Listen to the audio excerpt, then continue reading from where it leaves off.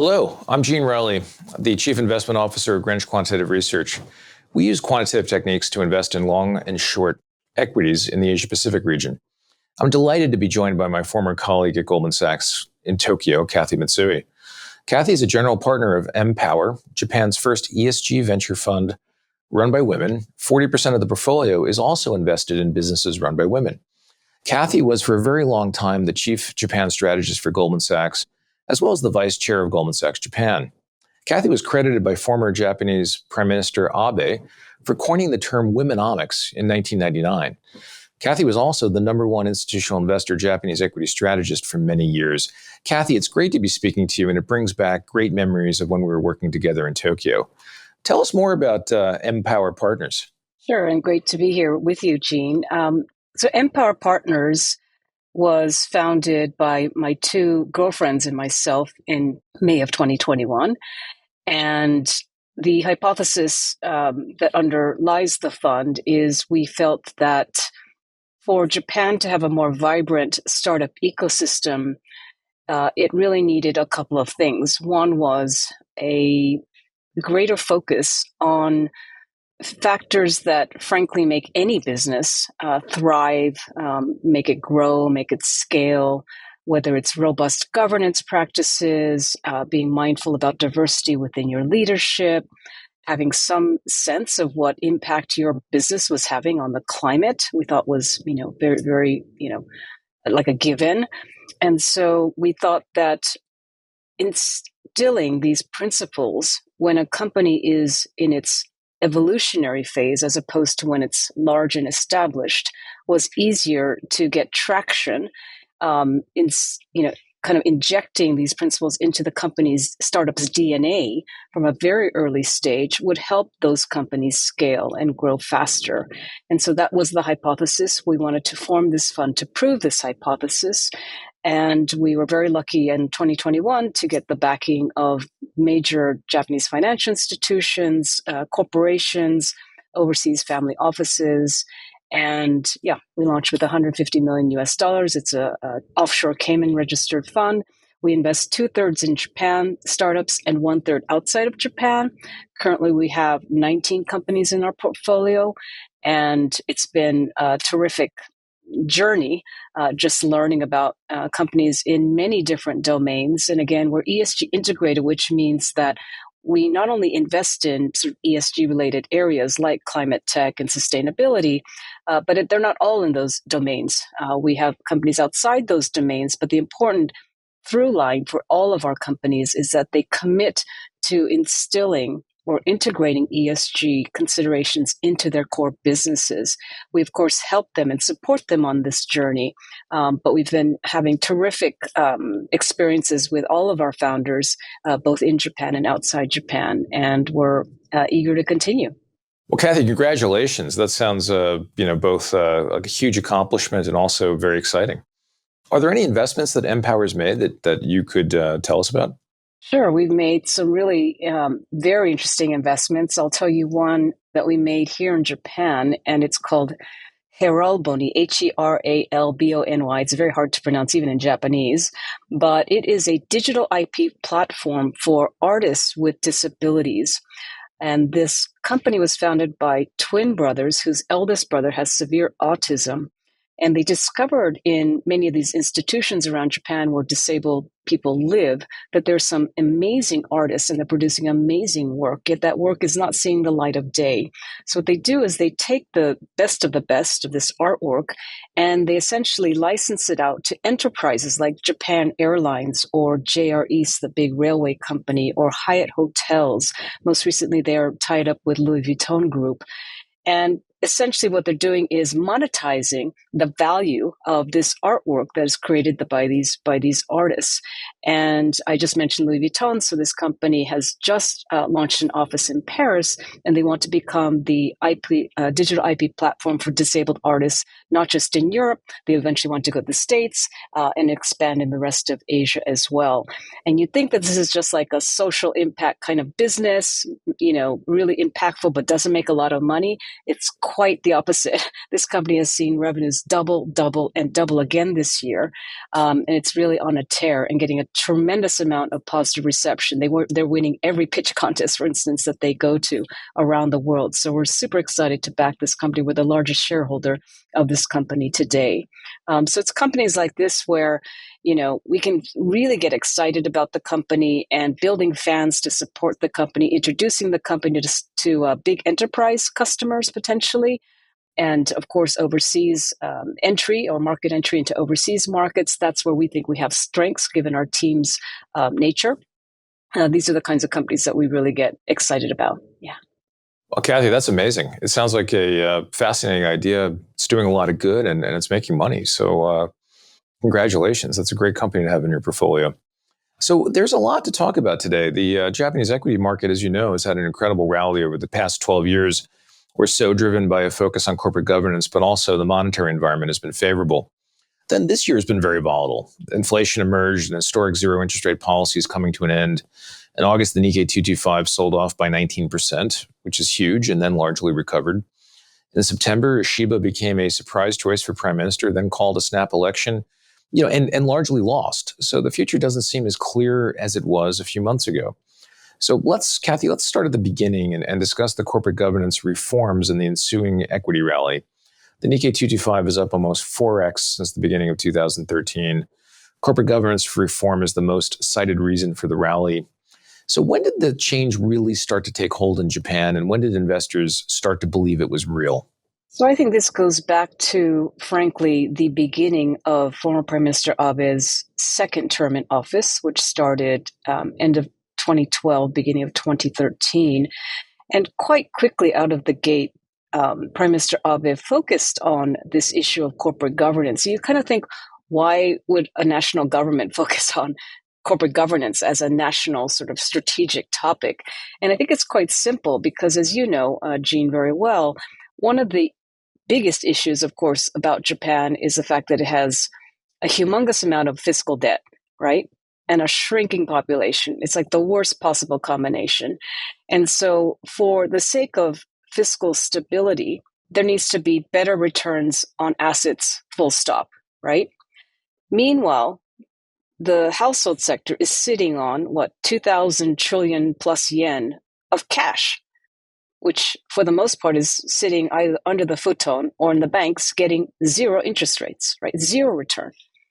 And so the idea is how to unleash this sort of sleeping cash, this firepower into the economy. And one mechanism of doing that, of course, is through, for example, the stock market, right? Through financial assets. However, if you look at Mrs. Watanabe, I'll call her, the retail investors' participation in the Japanese stock market, it used to be quite high, but over time it steadily declined. And why was that? I would argue it's largely because Mrs. Watanabe is not stupid. She looks at the risk return profile of Japanese equities historically and said, this is not attractive. The risk is too high for the potential return. And of course, the market had been on a long-term slide downward, basically since 1990. So it made no sense for her to park her money into a Japanese equity. The other thing I think that would have made her change her mind perhaps was, for example, if there was a higher dividend yield on Japanese stocks.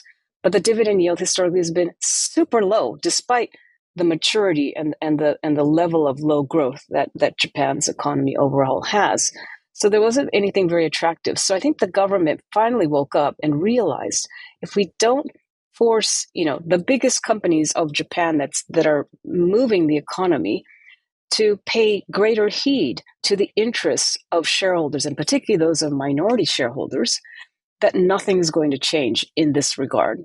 And so hence, that's what kicked off the institution of various codes of behavior, like the stewardship code for asset managers, that basically said you have a fiduciary responsibility to act on behalf of your investors.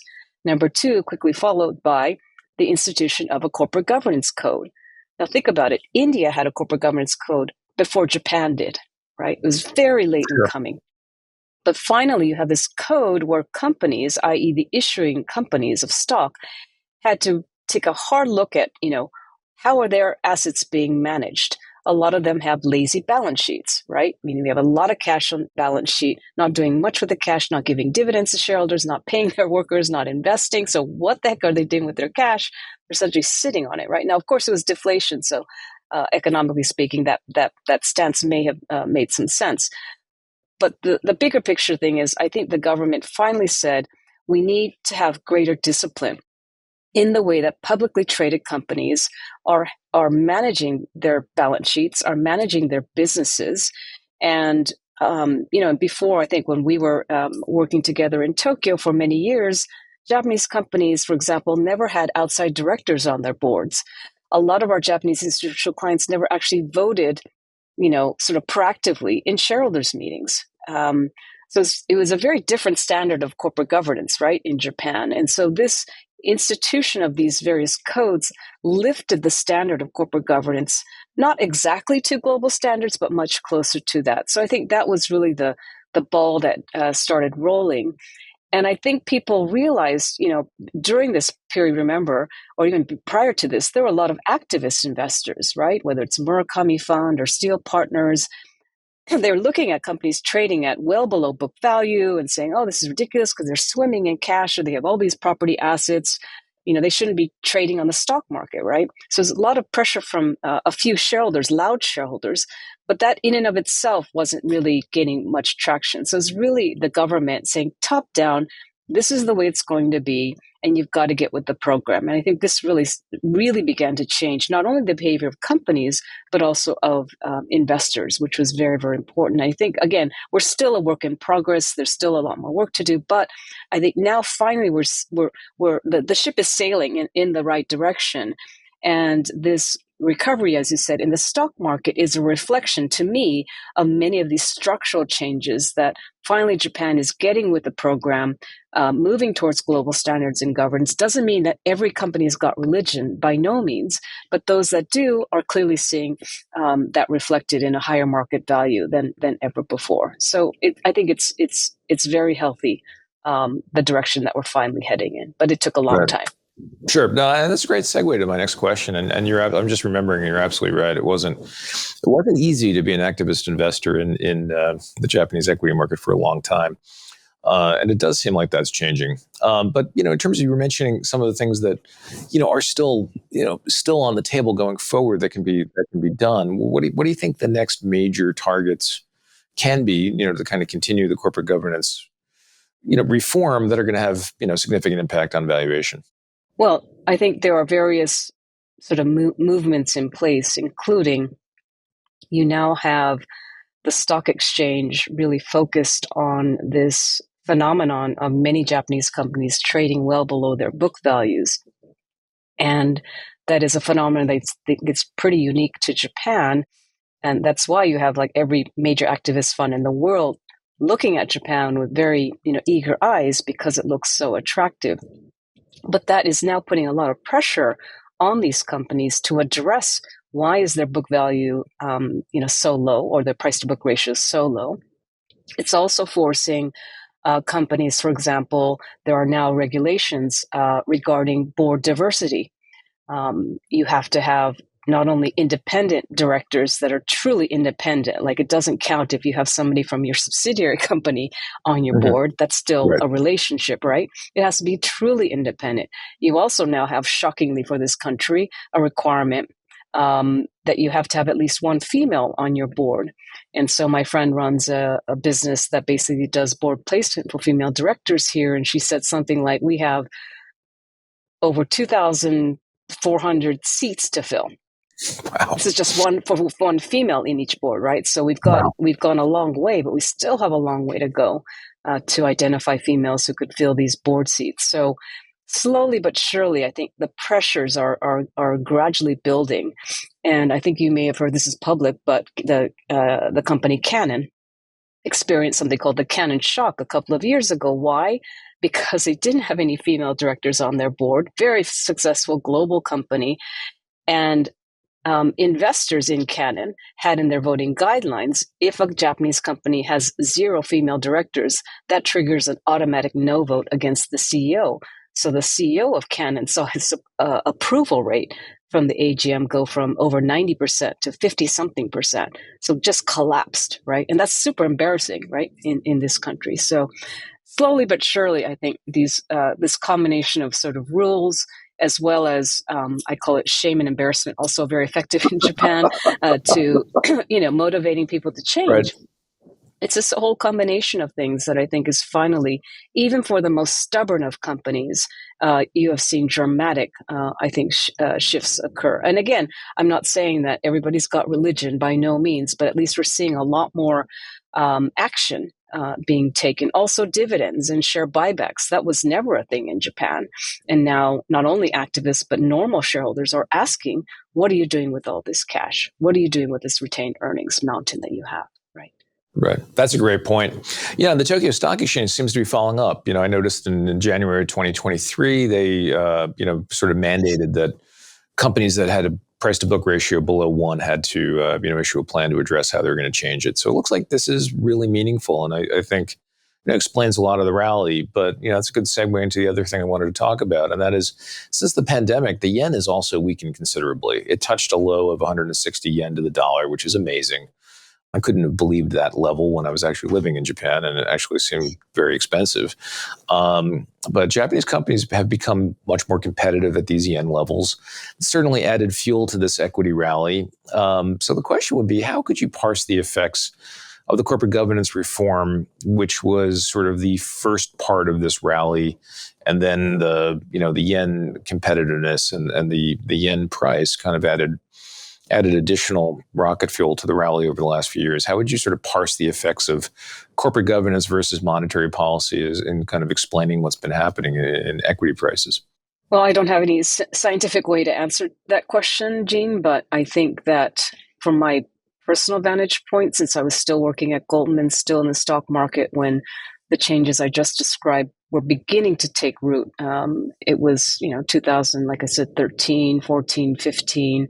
The government also all of a sudden, latched onto this topic I'd written about a quarter of a century ago, unbelievably, womenomics, also around the same time, that I think this sort of idea or sense that after so many changes in government, remember Japan used to have a new prime minister every 10 months. Remember when we were working together, it was like a turnstile. We might be back to that. Could be, but I think the issue is that there was finally, at that time, political stability, which allowed for, the government to tackle some deeply rooted structural reforms, which are very difficult to tackle if you only got, 3 months to go or 6 months to go in your term. And so I think that was really the core catalyst to allow the market to at least bottom and to start to recover back then. Of course, I think the yen, as you said, is like a tailwind, but I doubt that the yen alone, because we've had yen weakness episodes, as you know, many times in the past, 30 years plus. And yes, it leads to a bit of a temporary lift in the stock market, but it alone does not allow for a prolonged bull market to occur. So I think it's maybe a combination of the two, but I would put more weight actually on the structural changes as opposed to just the currency weakness, right? Right. Very interesting. And then, of course, now we're sort of seeing we're at a turning point, both, sort of politically and from a monetary policy perspective.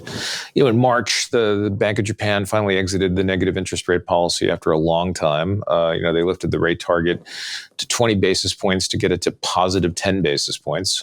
Inflation continued to be stubborn. The yen continued to weaken. And then July it hiked again by 15 basis points to only 25 basis points. But the market declared the end of the yen carry trade. The Nikkei sold off 19%. It was actually a very big event in Japan. Subsequently recovered. Just curious what you think. Is the Bank of Japan done yet, or will inflation and angry consumers push them to do more? And will this be the tipping point for what's been an amazing equity rally? Well, I don't frankly know the answer to that question either, but what my sense is that this extraordinary period of zero interest rates, which Japan frankly started, right? The world trend in ZIRP, so to speak, zero interest Right. rate policy, was so extreme and so prolonged, largely because Japan was one of the few countries that was actually in outright deflation, not disinflation, but deflation.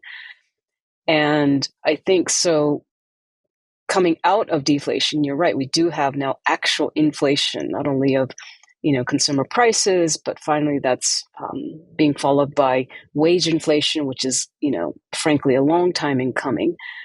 So I think that the central bank is trying to normalize its monetary stance to reflect the new monetary conditions that it's now facing. But having said that, I think the Bank of Japan is being very mindful of not overdoing it, both in speed and magnitude, right? And I think at the end of the day, they want to see inflation overall, including wages, remain high, steadily high enough that they feel that they can make, another move or subsequent moves in rates. So I think this is the right position or the right stance. And I think it's also why the yen remains weak, because people believe this, that the Bank of Japan is not going to make any abrupt decisions for fear of, repeating the same mistakes of the past. So I'm not too concerned of them, over tightening too quickly. And if you think about it, I mentioned earlier that there's so much excess savings in the household sector. People think interest rates going up is a terrible thing. Well, not for a domestic economy where the household sector is swimming in cash, right? No, of course not. They No, want of to have course not. something that they can earn at the bank, right? So it's not all negative. And so I think that that's probably that balance, trying to find the right balance between the two sort of interests, I would call it, is going to be a very, careful line to tread. But I'm not, as I said, not too concerned about them going overboard. I think there's plenty of pressure on them. And of course, not to mention the fiscal deficit is still very, very large. And if they push too hard, that could mean some fiscal instability, which is the last thing, the government and the Right. economy needs right now. No, I totally agree with you. And I think also the fact that Toshiba now has a very tenuous coalition probably leads to, reinforcing the status quo, to your earlier point on how frequently Japanese prime ministers used to turn over. Changing the tack slightly, let's talk about what's going on in China, which is really interesting, and another market that we're involved in.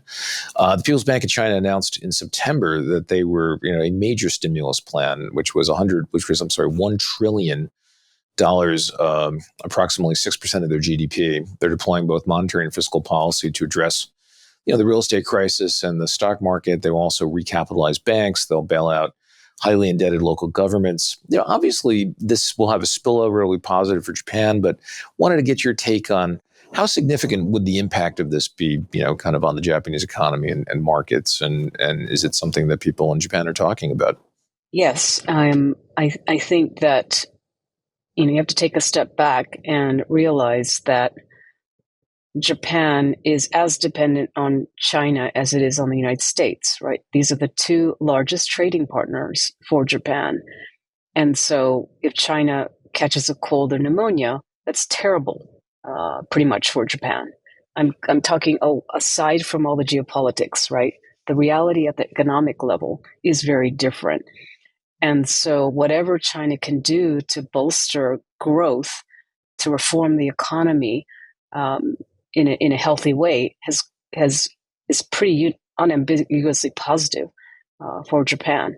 And I think this is a little bit of a tangent, but the tensions between the U.S. and China, right, at least geopolitically, and talk of tariffs and all of that, it's tough for Japan because on the one hand, they're dependent on the United States for the so-called security umbrella that the U.S. provides for Japan. On the other hand, as I said, Japan is super dependent on China in economic terms, right? So can Japan just say, yeah, whatever the U.S. says on China goes or is okay with us? They can't say that, right? So it has a much more nuanced stance if you're here in Japan, and especially if you talk to people in the private sector about China. it's a very different tone than when you hear at the governmental level, right? And so I think because of that, like I said, if China fails to support its economy or fails to enact these structural reforms, that is not, unfortunately, good news for Japan.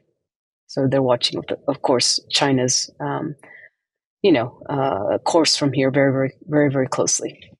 Wow, that's a fascinating perspective. Everything really gets run through the prism of U.S. China, but it's great to look at it from another perspective as well. And that's a good.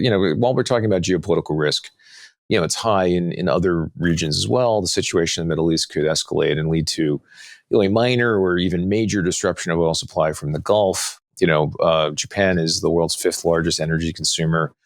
It imports 90% of its energy needs. That's significant. Do you think with where the Nikkei is now that this potential geopolitical tail risk is priced in? Are people paying attention to it? I think people are definitely paying attention to what's going on in that part of the world. And again, I'm not looking at this market closely, but what I've read in the headlines, at least, it feels like the supply is pretty plentiful despite all the chaos going on in terms of Gaza, etc. And so if that changes and there's a significant disruption to supply or supply routes, etc., that of course would be a significant problem for Japan. So I think Japanese are watching very closely, this whole the region at large, and paying close attention to the developments, particularly related to the war happening there. But until this is reflected in, sort of different supply-demand considerations and pricing, I don't think it's a topic that everybody is talking about. I think right now the top of mind is the U.S. elections more than anything else. But of course, as you rightfully point out, the dependence on Middle East for Japan's energy needs is huge. And that's also why the government here has really been trying to put extra efforts into developing alternative renewable sources of energy. It's still not where it needs to be by any means, but they're definitely investing a lot in the GX or the green transformation of this country. Yeah, that makes sense. I was at a dinner with Noel Rubini, who is always good for a doomsday scenario, and his concern was not a high probability event, but if Iran and Saudi Arabia somehow got drawn into the conflict, and it led to attacks on oil fields that could lead to a major supply shock.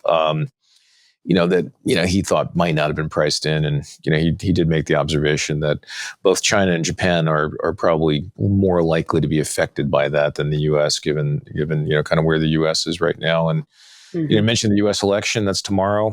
We might know the results tomorrow. We might not. It's going to be interesting.